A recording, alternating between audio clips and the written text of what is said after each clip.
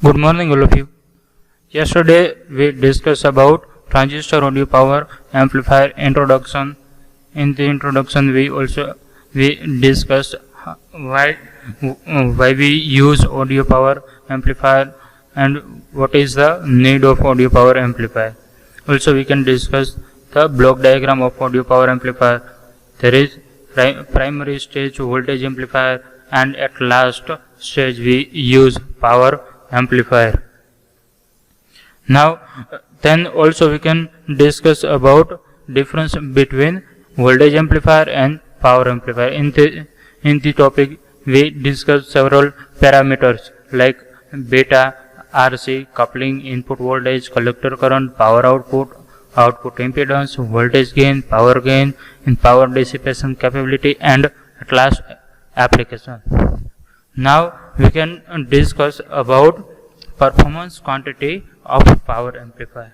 That means what is the parameter that can affect the power amplifier. Now we can start discuss in detail.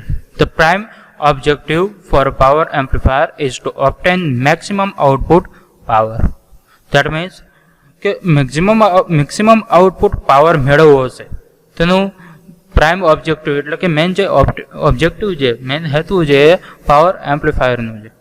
Since the transistor like any other electronic device has voltage, current and power dissipation limit, therefore the criteria for power amplifier are collector efficiency, distortion and power dissipation capability.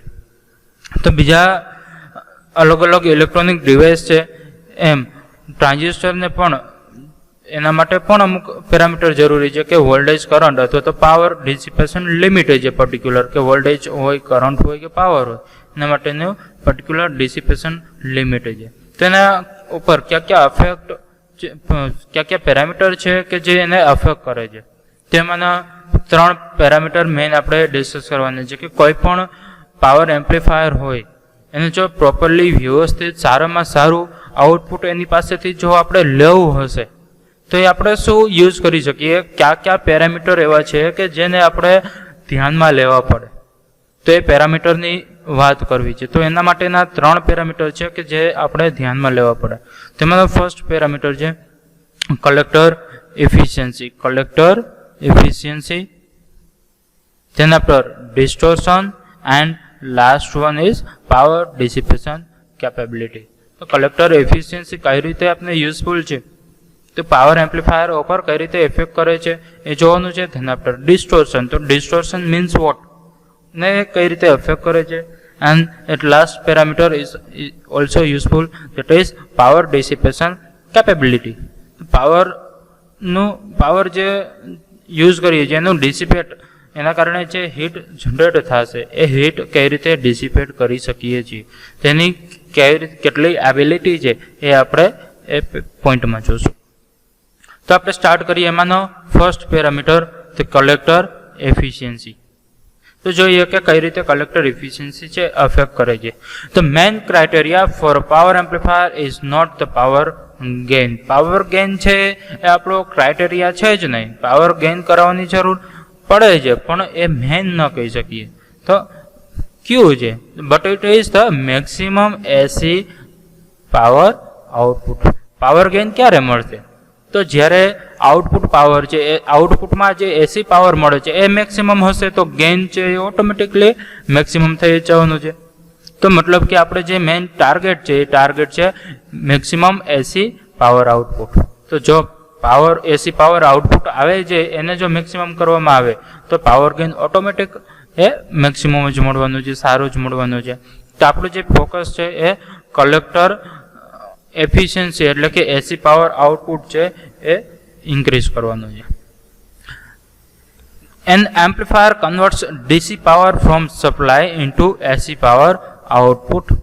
તો એમ્પ્લીફાયરનું આપણું કામ શું હોવું જોઈએ, તો એનું કામ છે જે ડીસી પાવર આપણે આપીએ છીએ, વીસીસી સપ્લાય કનેક્ટ કરેલો છે એનાથી આપણે જે ડીસી પાવર આપેલો છે તો એ ડીસી પાવરને એને કન્વર્ઝેશન કરે છે એસી પાવર આઉટપુટમાં. તો ડીસીનું કન્વર્ટ કરશે એસી પાવર આઉટપુટમાં. તો એ એનું મેઇન કામ છે. હકીકતમાં એ કોઈ ડીસીનું એસીમાં કન્વર્ટર નથી, પણ એ જે પાવર છે પાવરના કારણે એક પ્રકારના પંપ જેવું કામ કરે છે કે જે આપણું એસી સિગ્નલ છે એ સિગ્નલ પર પંપ મારી અને સિગ્નલને મોટું કરશે. તો ડીસી સિગ્નલ છે એક પ્રકારના વોલ્ટેજ પ્રોવાઈડ કરશે એસી સિગ્નલને, અને એ એસી સિગ્નલ છે એનું જે ગેઇન ઇન્ક્રીઝ થાય છે, એનું જે એમ્પ્લિટ્યુડ ઇન્ક્રીઝ થાય છે. તો આ રીતે ડીસી સિગ્નલ છે એનું એસી સિગ્નલમાં કન્વર્ઝેશન કરશે. Therefore, the ability of power amplifier to convert DC power supply into AC power is the measure of its effectiveness.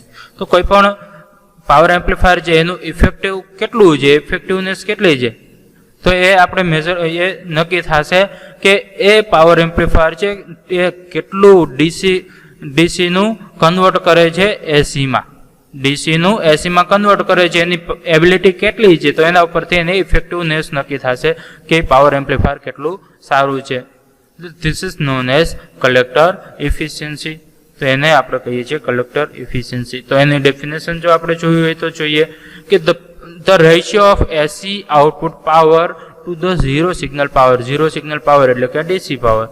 The ratio of AC power output to the DC power supplied by the battery. DC power ક્યાંથી આવે છે, બેટરીથી, એટલે કે વીસીસીમાંથી. The ratio of AC output power to the DC power supplied by the battery of power amplifier is known as collector efficiency. તો એને આપણે કહીએ છીએ કલેક્ટર ઇફિશિયન્સી. ડેફિનેશન ઇમ્પોર્ટન્ટ છે, તો એ પણ ખાસ અંડરલાઈન કરી નાખજો. તો ડેફિનેશન કરી નાખજો, ડબલ ઇન્વર્ટેડ કોમાની વચ્ચે છે.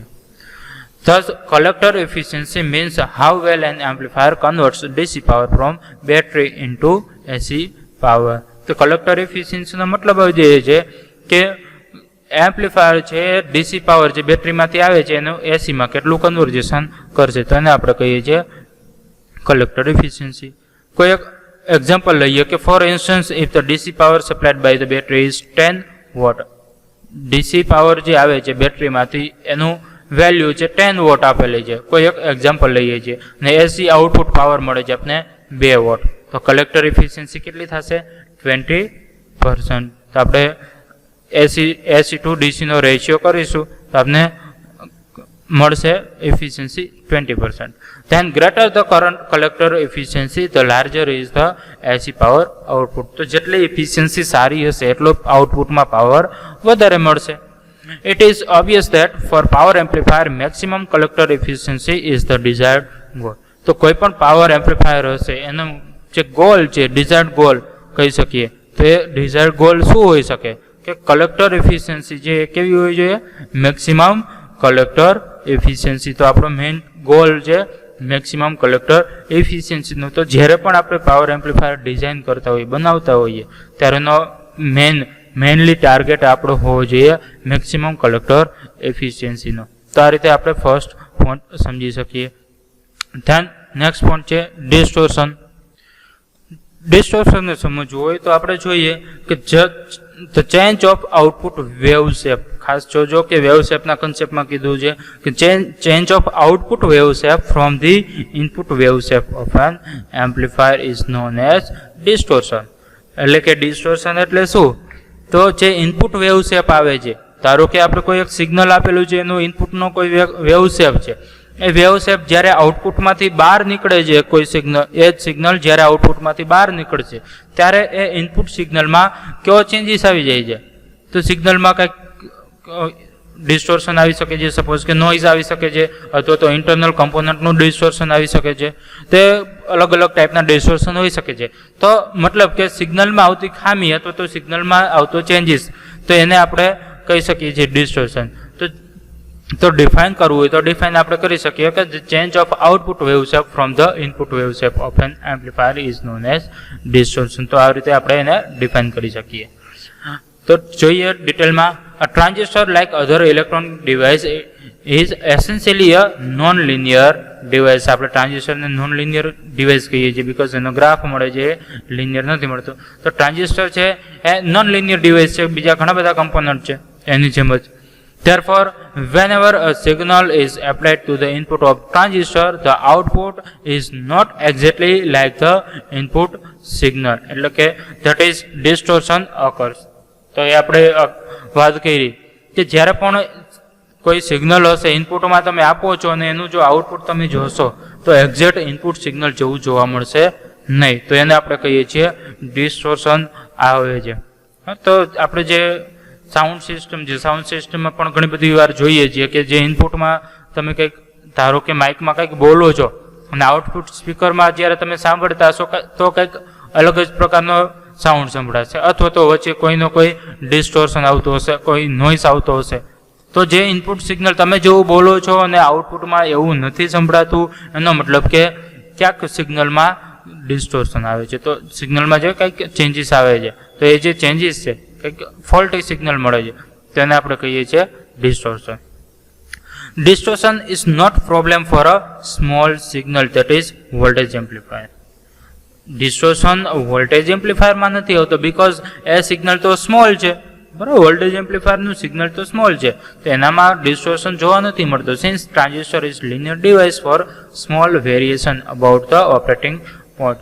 તો ટ્રાન્ઝિસ્ટર છે એ સ્મોલ સિગ્નલ જ્યાં સુધી તમે પ્રોવાઈડ કરો છો એના માટે એ નોન લિનિયર ડિવાઇસ એના માટે લિનિયર ડિવાઇસ તરીકે બિહેવ કરશે. એટલે કે એમાં કોઈ પણ પ્રકારનું ડિસ્ટોર્શન આવશે નહીં, અથવા તો આવે તો પણ બહુ જ ઓછું ડિસ્ટોર્શન આવશે. તો એટલે કે એનું ઓપરેટિંગ પોઈન્ટની નજીક જ તમારું સિગ્નલ રહેશે. બટ જે પ્રોબ્લેમ છે એ હવે ક્રિએટ કરે છે કોણ છે? તો however power amplifier, that means કે પાવર એમ્પ્લીફાયર છે એ આપણે ડિસ્ટર્બ કરે છે. એનું સિગ્નલ છે લાર્જ સિગ્નલ આપણે કહીએ છીએ કે power amplifier handles large signal. તો પાવર એમ્પ્લીફાયર છે એ લાર્જ સિગ્નલ હેન્ડલ કરે છે, તો એના કારણે therefore the problem of distortion immediately arise. તો પાવર એમ્પ્લીફાયરમાં જ્યારે સિગ્નલ આવશે અને એનાથી બહાર નીકળશે ત્યારે આપણે મેઇન જે ડિસ્ટોર્શનનો પ્રોબ્લેમ છે એ અરાઇઝ થાય છે. તો જ્યાં સુધી વોલ્ટેજ એમ્પ્લીફાયરના પ્રી સ્ટેજ છે, આગળના સ્ટેજ છે, એ આગળના સ્ટેજમાં કંઈ જ પ્રોબ્લેમ નથી થતો, પણ લાસ્ટ સ્ટેજમાં જ્યારે સિગ્નલ આવે છે, ધેટ મીન્સ પાવર એમ્પ્લીફાયરના સ્ટેજમાં જ્યારે સિગ્નલ આવે છે ત્યારે આપણે ડિસ્ટોર્શન જોવા મળે છે. For the comparison of two power amplifier, જો બે પાવર એમ્પ્લીફાયર આપણે કમ્પેર કરીએ કે one which is less distortion is better. તો જે ધારો કે કોઈ બે પાવર એમ્પ્લીફાયર જે સરખા છે પણ એમાં એકમાં ડિસ્ટોર્શન ઓછું છે ને એકમાં ડિસ્ટોર્શન વધારે આવે છે, તો આપણે ક્યુ પાવર એમ્પ્લીફાયર યુઝ કરવું પડે કે જેમાં ડિસ્ટોર્શન ઓછું આવે છે, તો એને પ્રિફર કરવું પડે. મતલબ કે જેમ ડિસ્ટોર્શન ઓછું હશે એમ એમ્પ્લીફાયર અથવા તો પાવર એમ્પ્લીફાયર સારું કહી શકીએ. આ રીતે ડિસ્ટોર્શન સમજી શકીએ છીએ. નાવ થર્ડ પેરામીટર એ પણ ઇમ્પોર્ટન્ટ પેરામીટર કહી શકીએ, that is power dissipation capability. એટલે કે પાવરનું ડિસિપેશન કેટલું કરે છે, એની કેપેબિલિટી કેટલી છે. તો કેપેબિલિટી અથવા તો એબિલિટી પણ કહી શકીએ. તો કેપેબિલિટી કેટલી છે એને આપણે કહીએ છીએ પાવર ડિસિપેશન કેપેબિલિટી. તો એમાં જોઈએ ડિફાઇન કરીએ first of all, the ability of power transistor to dissipate heat is known as power dissipation capability. તો પાવર ટ્રાન્ઝિસ્ટર જે એમાં હીટ જનરેટ થાય છે, એ હીટ જનરેટ થાય છે એને કેટલું ડિસિપેટ કરે છે, એ જે ડિસિપેટ હીટને ડિસિપેટ કરવાની કેપેબિલિટી છે, કેપેસિટી છે, એને આપણે કહીશું પાવર ડિસિપેશન કેપેબિલિટી. તો એને અત્યારે આપણે ડિફાઇન કરી શકીએ છીએ. એઝ સ્ટેટેડ બિફોર, જેમ આપણે પહેલાં કીધું એમ, આ power transistor handle large current and heat up during operation. તો જ્યારે એનું વર્કિંગ ચાલુ હશે, પાવર ટ્રાન્ઝિસ્ટરનું વર્કિંગ ચાલુ હશે ત્યારે લાર્જ કરંટ હેન્ડલ કરે છે, એમાંથી કરંટ પાસ થતો હશે લાર્જ અમાઉન્ટમાં હશે અને એના કારણે શું થાય છે, હીટઅપ થાય છે, મતલબ કે ગરમ થશે ડ્યુરિંગ ઓપરેશન, જ્યારે વર્ક કરતું હશે ત્યારે. તો as any temperature change influence the operation of transistor, therefore transistor must dissipate this heat to its surrounding. એટલે કે જે પણ ટેમ્પરેચરનો ચેન્જીસ આવે ને ચેન્જીસના કારણે જે ટ્રાન્ઝિસ્ટરમાં ટેમ્પરેચર જનરેટ થાય છે અને એના કારણે હીટ ક્રિએટ થશે. એ હીટ જનરેટ થયેલી છે એ સરાઉન્ડિંગ એરિયામાં કેટલી ડિસિપેટ કરે છે, તો એનું મેઇન ટાર્ગેટ હોવું જોઈએ કે ડિસિપેશન કેપેબિલિટી સારી હોવી જોઈએ કે જે એમાં હીટ જનરેટ થાય છે એને સરાઉન્ડિંગ એરિયામાં ડિસિપેટ કરી શકવું જોઈએ. To achieve this, a heat sink metal case is attached to a power transistor case. એટલે કે પાવર ટ્રાન્ઝિસ્ટર છે એની સાથે એક હીટ સિંક નામની ડિવાઇસ છે કે જે તમે જનરલી મેટલ કેસમાં હોય છે, મેટલની ડિવાઇસ. જ્યારે તમે પાવર ટ્રાન્ઝિસ્ટર ખરીદશો તો એની સાથે મેટલ કેસ પણ સાથે આવશે, હીટ સિંક એની સાથે એટેચ થયેલી જ હશે. તો તમે કોઈ ઇલેક્ટ્રોનિક શોપ ઉપર જઈ અને જોઈ શકો છો કે પાવર ટ્રાન્ઝિસ્ટર કેવું હોય છે, અથવા તો ઓનલાઈન સર્ચ પણ કરી શકો છો કે પાવર ટ્રાન્ઝિસ્ટર કેવું હોય છે. તો એ પાવર ટ્રાન્ઝિસ્ટર સાથે હીટ સિંક જોડેલી જરૂરી છે, કારણ કે એ હીટ જે જનરેટ થયેલી હશે એને સરાઉન્ડિંગ એરિયામાં ડિસિપેટ કરવી જરૂરી છે. This increases the surface area and allows the heat to escape easily, which helps to maintain the temperature within the permissible limit. તો એ મેટલ કેસ એટલે કે જે હીટ સિંક જોડો છો એના કારણે એની ઇફેક્ટ શું થાય છે, તો એ જે એનું જે ટ્રાન્ઝિસ્ટર છે એનું સરફેસ એરિયા ઇન્ક્રીઝ કરી દે છે, બરાબર. કે બિકોઝ હીટ સિંકની ડિઝાઇન એવી રીતે હોય છે કે જે હીટ છે એને સરાઉન્ડિંગ એરિયા સાથે વધારે કોન્ટેક્ટમાં આવે અને એના કારણે જે મેટલ કેસ છે સરાઉન્ડિંગ એરિયામાં વધારે કોન્ટેક્ટમાં હશે તો એના કારણે ઝડપથી હીટને ડિસિપેટ કરી શકે છે, ઇઝીલી હીટ એસ્કેપ થઈ શકે છે. એના કારણે જે એનું ટેમ્પરેચર છે એ મેન્ટેન થશે વિધિન ધ પરમિસિબલ લિમિટ, કે ટ્રાન્ઝિસ્ટર જે ટેમ્પરેચરની લિમિટમાં ઓપરેટ થવું જોઈએ એ લિમિટમાં એ મેન્ટેન રહેશે. એટલે કે એની પરમિસિબલ લિમિટ જે છે એ પરમિસિબલ લિમિટમાં એ પોતે રહેશે. તો આ રીતે આપણે કહી શકીએ કે પાવર ડિસિપેશન કેપેબિલિટી છે એ પણ એક ઇમ્પોર્ટન્ટ પોઈન્ટ થઈ શકે છે કે જે જરૂરી છે. તો આ રીતે મેઇન આપણે 3 પેરામીટરની વાત કરી: કલેક્ટર એફિશિયન્સી, બરાબર, collector efficiency, then after distortion and then after power dissipation capability. તો આ 3 પેરામીટર છે કે જે પાવર ટ્રાન્ઝિસ્ટર છે એના પરફોર્મન્સ ઉપર અફેક્ટ કરે છે. તો આ રીતે આપણે 3 પોઈન્ટ સમજી શકીએ છીએ. તો આમાંનો કોઈ પણ 2 માર્ક્સના શોર્ટ ક્વેશ્ચન પૂછાઈ શકે છે, એટલા માટે થોડુંક વાંચજો, ધ્યાન રાખજો. Okay, thank you.